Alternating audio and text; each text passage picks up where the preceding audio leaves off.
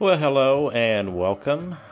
We are continuing our build on our Valentine Mark 6 Canadian build, early production by MiniArt in 1/35 scale. This video is part 3. We'll be building up the turret. That's steps 35 through 48, which will have us put the turret on the actual vehicle. Quick look at our instructions here. We're going to start with step 35. Which is the buildup of our main armament here on the interior of the turret. So I've got the main body of our gun built up here. Now MiniArt really puts in a lot of detail in their parts. As you can see here, I'm assembling the recoil mechanism. So it has these 3 cylinders that goes across the top of the main armament, and they are quite small, and we need to get those glued into place. Now this goes together without any real issues. Of course, your standard parts cleanup is important. I do have a small issue right here when it comes to fitting it to the mantlet itself. I do need to sand it just a little bit so that it'll seat fully. Well, that's kind of a relative term. It doesn't really seat fully, but a little cleanup there, and we remove any little bit of the obstruction there so that it'll go in place. So we want to make sure that we get this thing lined up as best we can. Now these parts fit really snug, so we have a back plate here that needs to go on to the mantlet or rotating drum assembly here, and it is a little bit of a gymnastic stretch to get it to go over top of those recoil cylinders, but it does fit. Now we want to make sure that we get everything lined up good before the glue sets up, so we'll glue this backing plate in place. And then we can install this rear bracket that holds our recoil cylinders. And now we can start with the breech mechanism. Now it's 2 pieces for the breech, and a little bit of, to me, extra thin, and we're in good shape. So next is our recoil guard and spent case deflector, and also our machine gun.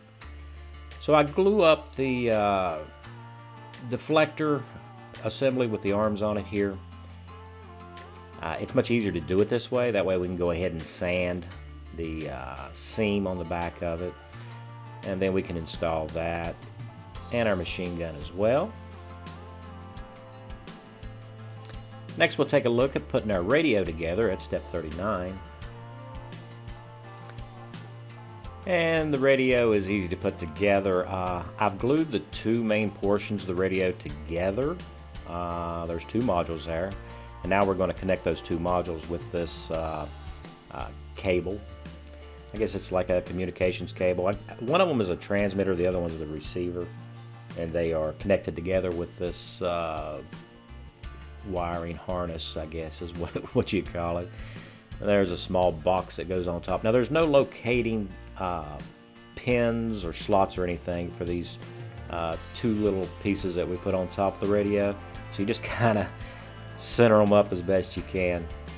So the radio does have this photo etch, and so these grills go over top of the front of the radio, and so we need to bend those up. I've bent the first one, and let's just take a real close look here at how I did that. So it's kind of like a little bit of guesswork.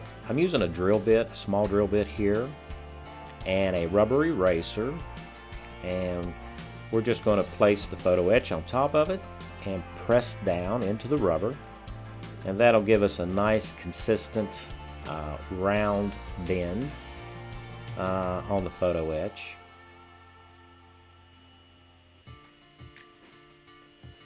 So the next thing we're going to do is take and we will size this up with the height of the radio and keep pressing it in, and until the bend gets exactly where we want it.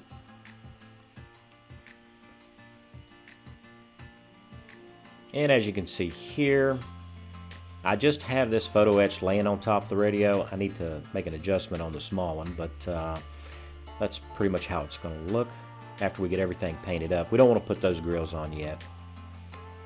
So now we're going to go to step 40. We're looking at fitting the main armament into the turret halves. So you need to test fit everything, make sure everything goes together good. So there aren't any alignment issues, but we do have to trim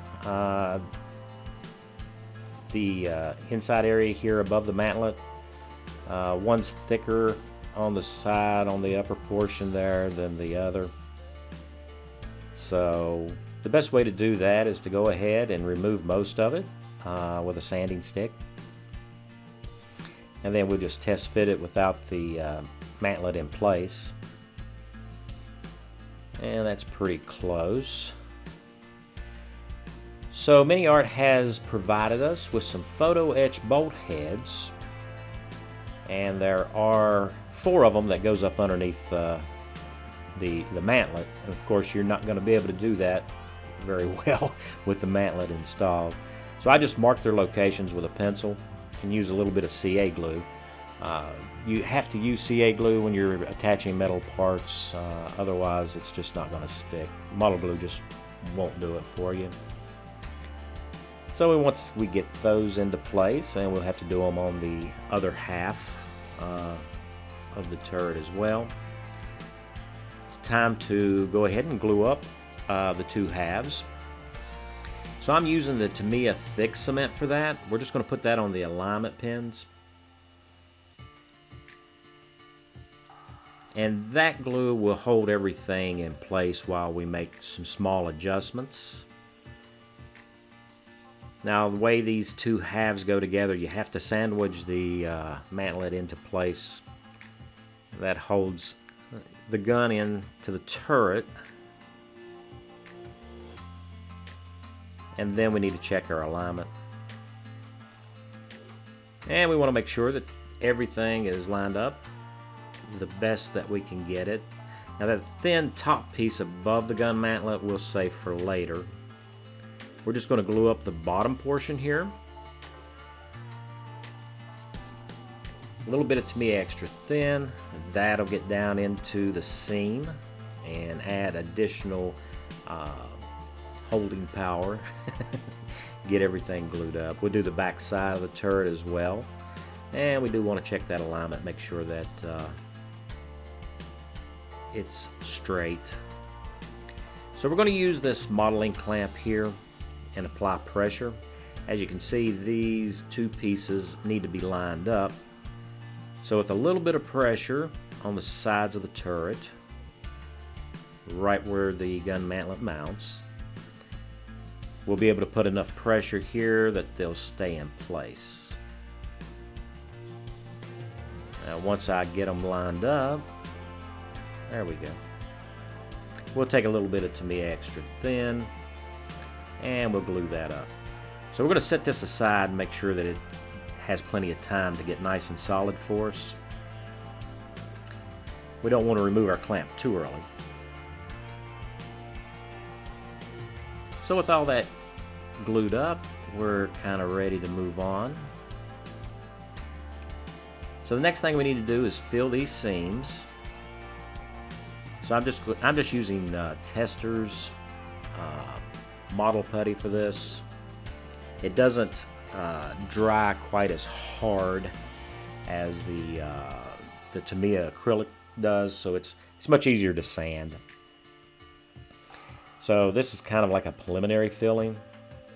I am doing the back part of the turret ring area and right underneath where the radio is going to go in the rear of the bustle there on the turret, because that will be seen through the open hatches on the turret, and I intend to model this one with all the hatches open.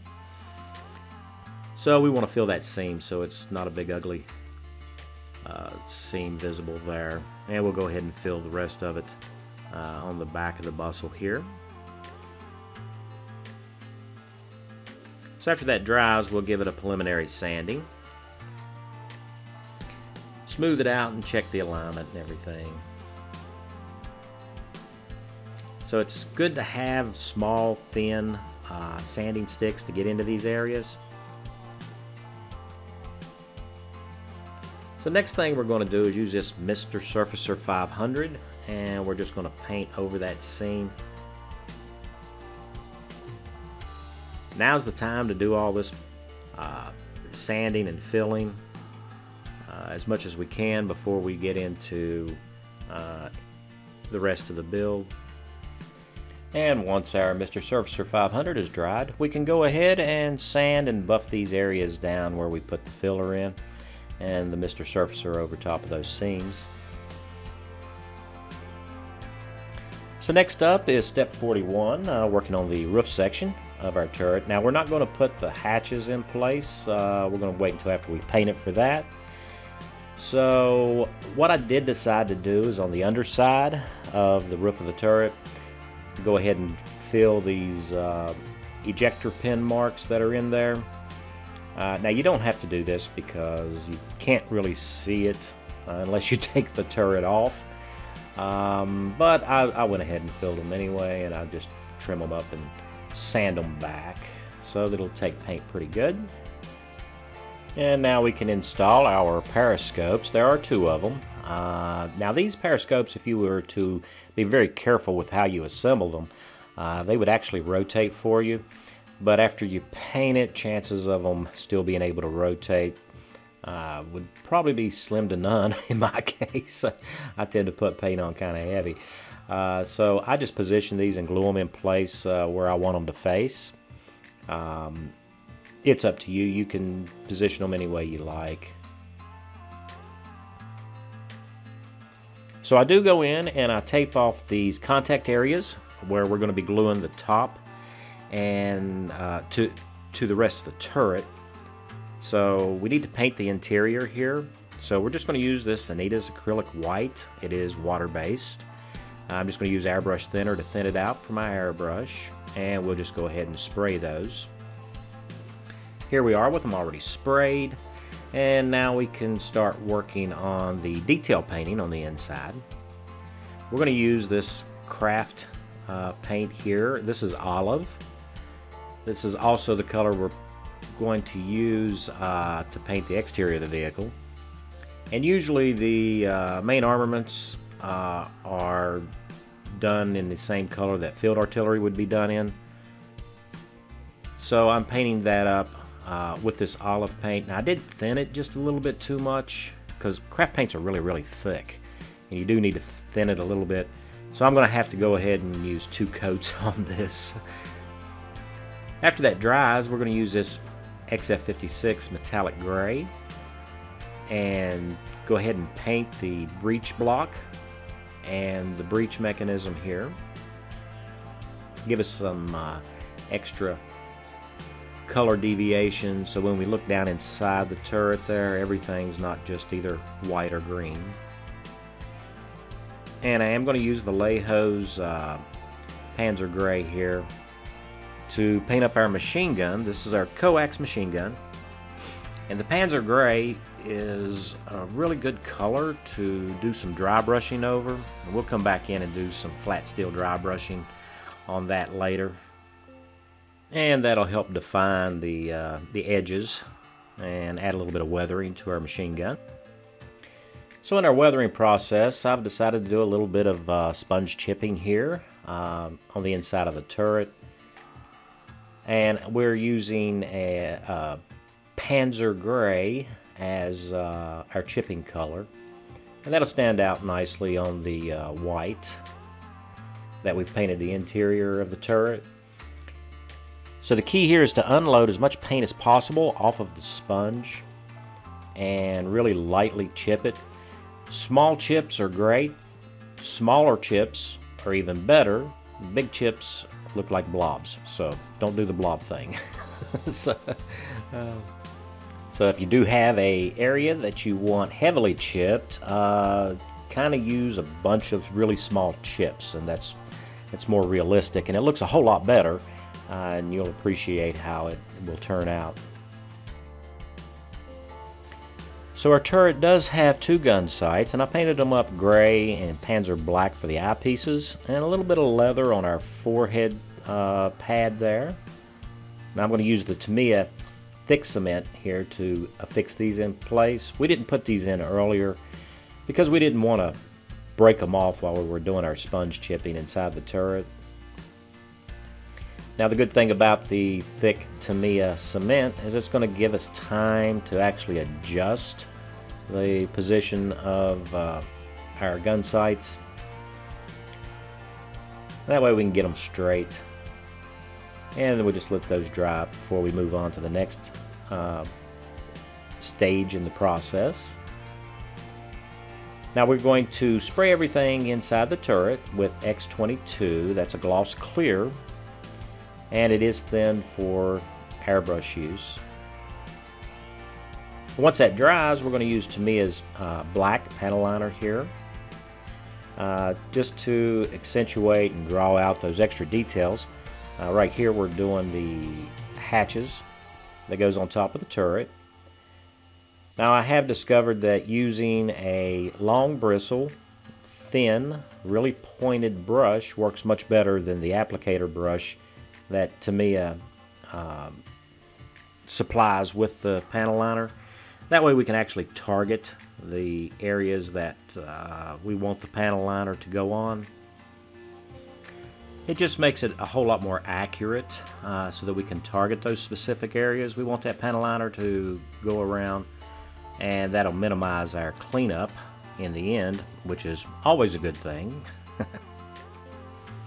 Now once our panel liner dries, there's going to be these little areas where there's a little bit too much panel liner, and we just want to clean that up. So I'm just using a really clean brush here with some Testors enamel thinner, and we're just going to brush over those areas, kind of using it like an eraser, and that'll just clean that excess panel liner right off.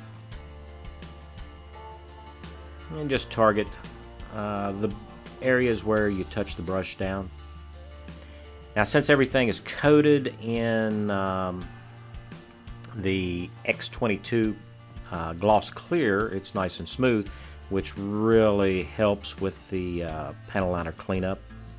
Now once all that dries, we're going to go ahead and protect everything here with this Model Masters Acryl flat clear, and that'll give us the nice military flat look that we want.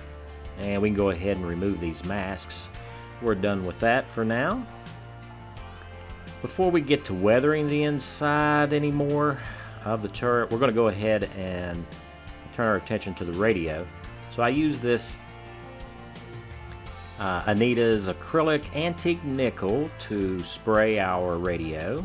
That's, in my research, I've seen that these radios were painted gray, so this will give us a nice look.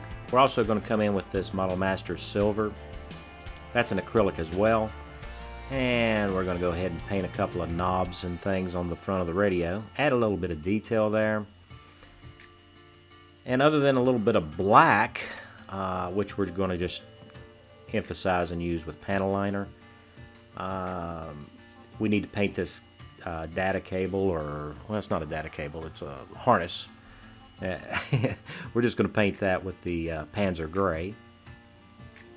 Now I do clear coat this with the X22 and use some panel liner to bring out the details on the radio. Now once that dries, we can go ahead and attach our grills, which we painted with the same antique nickel. And since they're metal, of course, we have to use the CA glue for that. And we're just going to carefully align these, being very, very cautious. Since this is medium strength CA glue, we only have a couple of seconds where we can actually make an adjustment once we stick this grill into place. So I'm being very careful to make sure that I target it as accurately as I can. And CA glue does have the ability to dissolve paint a little bit, so you don't want to handle any of these areas where the glue is. So there's the radio.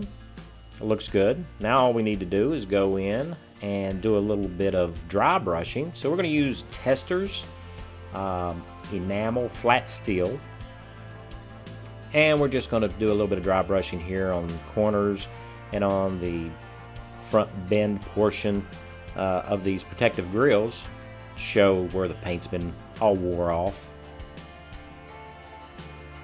And then we'll go in with our Model Master flat acrylic clear coat and just coat everything with that. So now we can go ahead and put the radio inside the turret. So I am using the medium CA glue here again. And we'll just take and very carefully, as best we can, center it up into that little recess that's in the back of the turret, in the bustle area of the turret. And there we are. We've got our radio in. And now we can go on with our weathering. So what we're going to use here is AK Interactive's Streaking Grime. Now this is an enamel-based product. It's really easy to use. I'm just going to spread it around above the area here where the turret ring is. And once I get enough on there, kind of push it up underneath the corners. Since it is enamel based, we can use enamel thinner. And we're just going to start moving these pigments around. Now dirt and grease and grime and stuff is going to collect into the corners. Then we can also use the enamel thinner to remove excess amounts of the streaking grime out of the areas that we don't want it in. And also use the brush here and just pull it up onto the sides, give it a little bit dirtier look. And now we're ready to attach the roof of the turret.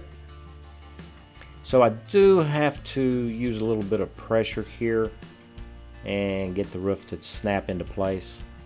But once it does, it's actually a really good fit. And we can go ahead and use our Tamiya Extra Thin here and glue that up. Now we will have to come back in and fill certain areas, but that's not going to be a big issue. Now once that dries, we'll be using this Mr. Surfacer 500 again. So there is a little gap here right above the main armament here, where the roof of the turret meets the front of the turret. The front section here was actually a large cast piece, and so we're going to use that Mr. Surfacer to fill that, as well as the uneven surface area here on the back of the bustle, and then I'll just polish all that off. So we did steps 44 and 45, and we skipped 43 because we didn't want to break off these fragile pieces while we was installing the top of the turret. So I do have to do the photo etch first, I've decided, which was very difficult to bend, and you couldn't really see what I was doing. So we don't have any footage of that. But we do have to super glue that to the top of the turret. So I have taken and put some pencil marks in place because there aren't any indexed lines or anything for where this PE goes. And a little bit of CA glue, and we just have to install it as straight as we can. So I think it looks all right. That's pretty good. Now we have this little bitty piece that needs to go on. It kind of looks like a church steeple. So, I believe it's the manual aiming pointer or device, whatever, for the gunner, or not for the gunner, but for the tank commander. So we're just going to glue that into place. And as small as it is, it's a good thing that we waited till later. We would have probably broken that off while we were putting the roof on. Now we have our antenna mount, and these are several really small pieces, but they do go together really nice. As you can see here, once you clean all the parts up, it'll glue up just like it's supposed to. So I put a little bit of to me extra thin just on the top portion there, or I should say the bottom portion of the top legs. So, just to make them a little bit tacky. And there are no alignment marks on the turret for this. You just kind of have to eyeball it. And then we'll glue it up nice and solid so that it won't move on us. The actual antenna that goes on our antenna mount is a piece of stretch sprue, but we're not going to put that on yet. That takes us to step 47. We put in our main armament gun tube and our machine gun barrel as well. So when it comes to the main armament, it's a really tight fit. Just kind of press it into place and make sure that it's lined up with the rest of the gun on the inside of the turret. And then we'll just put a little bit of to me extra thin on it and glue that up. Now when it comes to the machine gun, our coax machine gun, for some reason the mantlet has a round hole, and then the corresponding piece on the machine gun is actually square. And it doesn't fit. So I just round off the corners of the square locating tab on the end of the back end of our machine gun here, and that way I can get the machine gun barrel in place. And we just want to make sure that the mount on it's square and that the gun is parallel to the main barrel. And so that'll wrap up our turret build for as much as we can get done without the rest of the painting. So we've left the hatches off, and that's pretty much it. Oh, and the antenna. So if you're new to the channel and you like this kind of content, please go ahead and subscribe. You don't want to miss our next installment on this build and any other future builds we got coming up. Make sure that you hit that notification bell so you'll be notified when I post a new video. And as for all my current subscribers, I really appreciate you guys. It's because you guys come and you watch these builds that I continue to make these videos, and I really appreciate that. And so that's going to wrap this video up. Next up will be painting. You're not going to want to miss that one. So you guys stay safe, and I will see you in the next one.